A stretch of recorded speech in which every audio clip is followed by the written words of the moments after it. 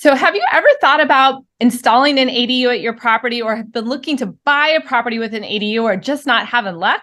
Well, I get a lot of common questions about an ADU, what the rules are in San Jose. So I did some research and found an expert who's going to help us out today. So stay tuned. Hi, I'm Theresa Wellman with homeownerexperience.com. Today I have an expert on ADUs and I have Kevin. Kevin, can you please introduce yourself and tell us a little bit about what you do? Hi, Theresa. Thanks for having me today. I'm Kevin Lee. I am the head of the project advisor team at Acton ADU. We're an ADU company located in Campbell, California, servicing mostly the Bay Area at this time. We remodel construction company for a very long time, over 30 years. But since 2017, the beginning of the ADU movement, we've really been focused and really rebranded as Acton ADU. Perfect. So a general contractor just now with making their expertise or their market just about ADUs. That's correct. We're a design build general contractor. Awesome.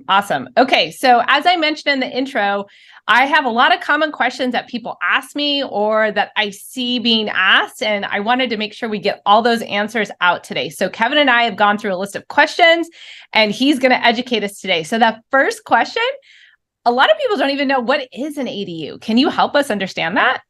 Yeah, that's a great place to start, Theresa. I'm actually going to share some slides, and let me know when you can see them. Great place to start. ADU, it stands for Accessory Dwelling Unit.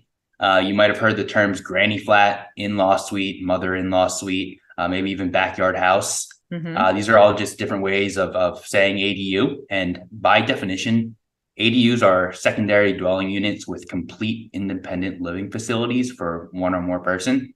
Okay. So kind of breaking that down a little bit further. It's a secondary dwelling unit or an accessory structure to a main dwelling unit. So you have to have a main house. And independent living facilities really just means the things that make a space a habitable space, those being a kitchen, bathroom, and somewhere to sleep. Can I interrupt real fast? Just to clarify, you had said, right, it has to be an accessory. So it's not a tiny house. That is something else that people talk about, but a tiny house is like just a small version of a house on its own piece of property. This is a secondary mini house on the same property as a larger house, right? That's correct. This is going to be on the same property as a main dwelling unit, and it has all the components that main house has that makes this habitable space. Great question. All right. Yep. Yeah, just kind of digging into another layer of it. When most people think of accessory dwelling unit, they're probably thinking of this detached unit you see in the top left. But at the same time, you could have an attached unit. The attached unit would have its own entrance. We could also have garage conversion ADUs, whether that's taking an existing garage and renovating the existing space within that space or adding square footage or adding a second story. These are all types of ADUs. And then there's junior ADUs, which are really kind of their own type of ADU. It's really working within existing space of the main home. I've not heard that term before. Yeah, it's a different one, but really each of these are different ways of building an ADU, and they all have their pros and cons and rules and regulations to really get them done the right way. Perfect. Yeah. So are there minimum lot sizes or size of space you need to put an ADU on your property? That's another good question that we do get a lot. And kind of just disclaim what I'm going to do on this call. You'll probably sense the general theme of my answers. So the state, the local codes, they do a good job of outlining the general rules and regulations of what can be done. But really, at the end of the day, to answer questions just like this, it comes down to the property that we are building on and the design that we are working on for the project, right? Mm-hmm. So let me kind of explain that a little bit more. Okay. If you look online, California handbook, it'll say that an ADU needs to be a minimum of 150 square feet. Oh, right? Okay. So that doesn't necessarily answer the question, right? So what we need to look into is setbacks. If we're doing a detached unit, it has to be a certain distance from the main house, a certain distance from the rear, and a certain distance from the side property lines, right? So those distances, they're going to vary in every jurisdiction. San Jose may treat it different than Burlingame and all over. And then on top of that, what it really is going to come down to is, does your property have any utility poles in the backyard, a storm drain? Are there any easements? Mm-hmm. Is it a 5-foot easement, a 10-foot easement, a 15-foot easement? Mm-hmm. Because really, end of the day, those easements, those your property restrictions are what dictates where you can build, where you can't build. And you're going to want to factor all that in on top of the 150 square feet minimum requirement for an ADU. So people definitely should be looking at their plat map that has all those easements documented before they even start thinking about it, right? Just to make sure they understand what those restrictions are.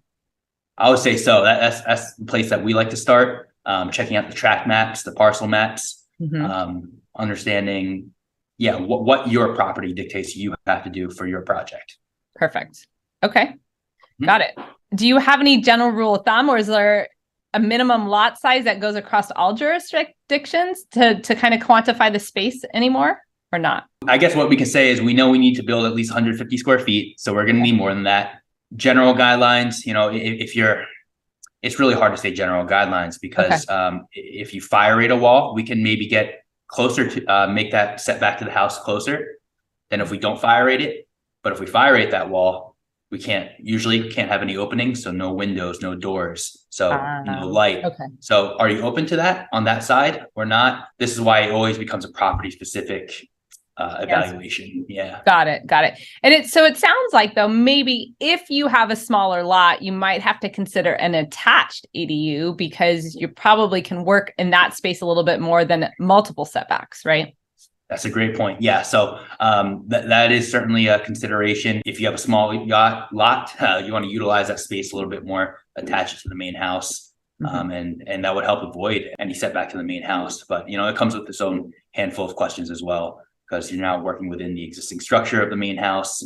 How's the condition there? Are there any termites, rot? Oh boy, a lot of unknowns. So yeah, cans of worms. Okay, got it. Is there a general cost for a permit? Why don't we say in San Jose? Do you know permit costs? This chart right here kind of breaks it down of all the cost factors. I guess we could start with permits. To answer your question, we've seen permits in San Jose area really range from anywhere from 5K to 15K. And that's going to depend on a few things as well, just like everything else. Are you in any school zones that require school fees, parkland zones, and then the planning and building department zones? So maybe you have to pay a little bit more, maybe a little less, but generally we've been seeing around anywhere from 5 to 15K. Perfect. Cost, right? Okay, that helps. I think, a lot of people want to just sort of kind of quantify general numbers, and obviously there's a lot of factors. I see all the factors you have here. So do you want to go through those? Yeah, let's do that. So I'll go backwards one slide. Okay. When we talk about the cost of an ADU, that's really the $1 million question, right? How much does an ADU cost? So here's a slide that we show all of our customers. So we've built the same model, very similar models on different properties. The estimate for each were significantly different because at the end of the day, like we've been talking about, it comes down to the site factors, your site requirements. So you want to do a lot of research up front. Special zones, they can lead to special test requirements, maybe a soils report, maybe a flood study. Those can cost a few $1,000s. We've seen them cost around $5,000, $3,000. Depends on the land and how slopey they are, how mountainous they are.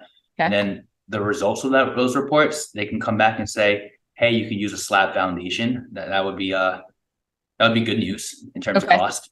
Worst case scenario, you can get a requirement for a pier and beam foundation, and those can, we've seen those cost anywhere from 50K to 100K. That's why we say, we can build that box on many different properties, but what's going under that box? And then it comes down to your other site factors, like are there any large trees you need to take down?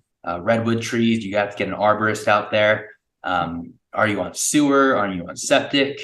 If you're on sewer, where is your sewer line? Is it 200 feet away or is it 50 feet away?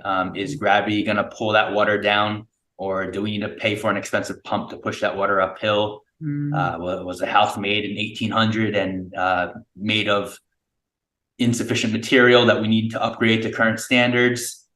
And in septic, that's its own story. Do we need to add another tank? Where are the leach fields? Are we trenching in a maze? And electrical panel upgrades. Do we have to upgrade the panel to 200 amps, 400 amps? Is it an above ground upgrade, underground upgrade? How complicated is it getting? Wow. So yeah, lots of things. Lots of variables. I guess to answer your question, if I didn't already, we built ADUs, small projects, quick touch-up projects. We've done them in the 100K range, but we've also done big projects with fancy finishes in the over $1 million range that Wow. required special foundation. So huge range. Comes down to huge range, comes down to the property. Got it. All right. Okay. And so this slide is a little bit more about sizes and finishes and all kinds of other details, right? I guess you talk about technical and site here too. Yeah, just a different way of showing it. On top of all that site stuff, what kind of upgrades are you looking at? Is LTV luxury vinyl flooring good enough for you? It's very maintainable and it's comes at a pretty reasonable cost, or are we looking for marble floors? And so it depends on who we're building with. Are we building a loft? Are we building this 18 feet tall or 13 feet tall? Yeah. And probably who's going to live there, right? Are you renting it, or is your mother-in-law living there? That's you're really taking the words out of my mouth. That's why we always try to build around a use case and a budget. Understand why are we building this thing in the first place, and how can we make you happy? So when we walk away, you say, I'm really happy with where I invested my money. Perfect. Okay, so can you give us a quick overview of the planning, designing, kind of installing, process, maybe a little bit of timeline? So in terms of timeline, there are so many different ways to build an ADU, right? I can definitely speak for Acton and how we do things. Our process is somewhere around a year, start to finish, and that's from first site inspection. Okay. If we're talking just about construction, we see it completed sometimes in 4.5 to 5.5 months, 18, 22 weeks. Permitting, that's always its own story, depending on the city and the county that we're working with. Yeah, some jurisdictions have 2-month waiting periods before you can even submit. So can we get in front of the line earlier? Generally, permitting, the state has made some rules saying they need to give us an answer within 60 days of the permit submitted. That's just not what we've seen in the past few years. Okay. So we always try to set expectations properly. We've seen it take 3 months, sometimes 4 months, sometimes 5 months, sometimes. Wow. So it really depends. They say 2 months, and they are tightening up the rules of trying to get there. But we'll still set that expectation in about 3-4 months until we see major change. So, and design period, that's going to really come down to, how available are you? How motivated are you to get this done? How firm are your decisions? You come up with one design idea and change your mind the next day, which is, you have every right to do that. But the quicker you make decisions, the quicker you make decisions, the quicker the timeline is. Overall, give or take a year. Okay, perfect.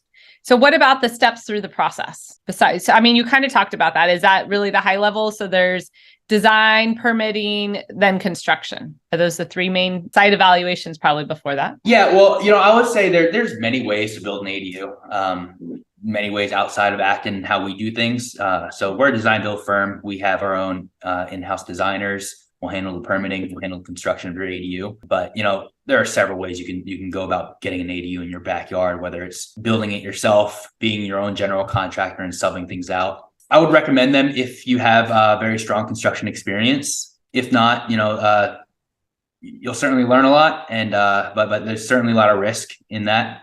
And it may take longer than that year process, right? It may, very likely may. Manage both an architect and a general contractor, kind of play the middleman role and work with both, get a design, bid it out, and be kind of the in-between of communication. There's consulting firms out there that will help get you quotes from different contractors and help you evaluate who's missing what and what quote's the most complete and what's really what looks like the best deal and the best path forward. And then there's hiring a design build ADU specialist like ourselves. To answer your question, in terms of our process, we always want to start off by figuring out where we can build and what we can build and what we have to do to build. Okay. So that starts with a thorough site inspection, thorough research. We don't want to start designing things, getting people's hopes up, and then figuring out there's a 10-foot easement in your backyard, and we just spent 3 months designing and for something we can't actually build. So that's where it starts. Always want to design around that use case. Why are we building this thing in the first place? Is it for mom? What does mom need to be happy? And what is the budget that you're comfortable spending when we walk away? You say you're very happy with where you put your money. Yeah, the process, site inspection, we want to get you to an agreement, a number up front that really shows the path forward, really sets the expectation, really identifies the risk up front, where we're trenching to, where we're connecting to, we're equating that risk to dollars and cents, and then we get you an agreement, finish up the design, get the permitting, and then once we get the permit in hand, we can start building this thing in whether it's 18 or 22 weeks. That would encompass the process. Got it. And those 18 to 22 weeks sound like the exciting weeks. You get to see it coming together, right? So it is a lot of fun. Yeah. Yeah. Perfect. What are the most popular plans that you see people adding on in the Bay Area? To give you a straight answer, probably 1 bedroom, 2 bedrooms. Mm-hmm. Again, it depends on the property. It depends on the use case, and it depends on the budget.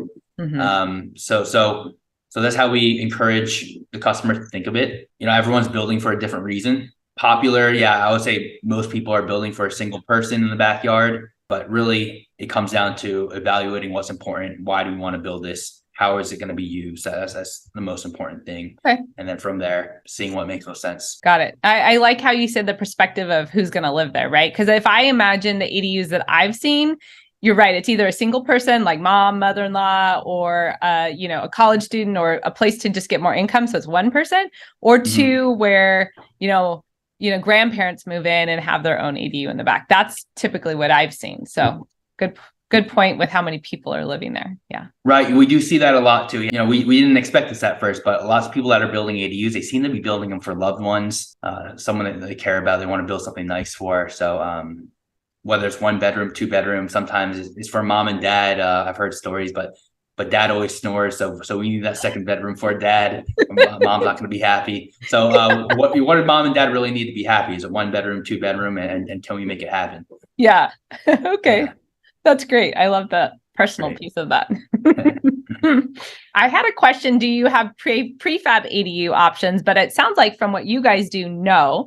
But there are prefabs that exist out on the market, correct? Yeah, that's definitely correct. Lots of different ways to get an ADU in your backyard these days. Like we said, to answer your question, no, we do not do prefab. Really, when we became Acton ADU, we wanted to build really high quality ADUs built to the same quality as the main house. Units that are just going to last as long as the main house does.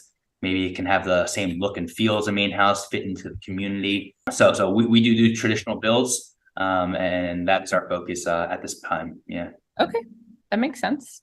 So did you have any other slides or materials that you wanted to share, or did we cover everything? This might just be the last one. Okay. And if anyone wants to get in touch with us, like we said, everything is so property specific. So there are all these state and local codes, which are great to get started with. But end of the day, if you can memorize all of them, you can learn them all, but it's very unlikely that they're just going to overlap onto your property, and you're going to be able to apply them all directly. So if anyone's interested in a chat or learning more, you can reach out to us for a chat at actonadu.com/contact. There's a form on there you can fill out. Okay. One of our project advisors will reach out to you immediately to set up a quick 10-minute chat. Okay. And maybe if you're just for an additional info, maybe some more detail on some of these things I already talked about today, we do a webinar on our website as well. So it's actonadu.com/adu-webinars. Okay. Can you explain a little bit about the webinars? That's kind of interesting. So is it like educational, or do you do it like jurisdiction specific, or how do you split up the webinars? Right now it's really an educational webinar. Okay. We plan to put many more on there and maybe we'll see what the hot topics are and what people want to know about. Yeah. Right now it's more of an educational webinar, just kind of going into more detail on some of the topics we actually talked about today. Perfect. Okay. So next step is check out one of those webinars for sure, or reach out for a quick chat. Either way. Yeah. Either way. Even on the webinar, you could reach out. There's a form on there if you want to view it and then have more questions, fill it out, and then we can answer the questions that are really specific to your project on your property and your use case. Awesome. Thank you so much, Kevin. I learned tons today. I really appreciate you being prepared with all these great questions. So thank you for joining. Thanks for connecting. It's always great to meet with someone looking to spread the good word about ADUs. Yes, absolutely. I'm excited about it. All right. Thank you so much. All right. Thanks so much. Take care.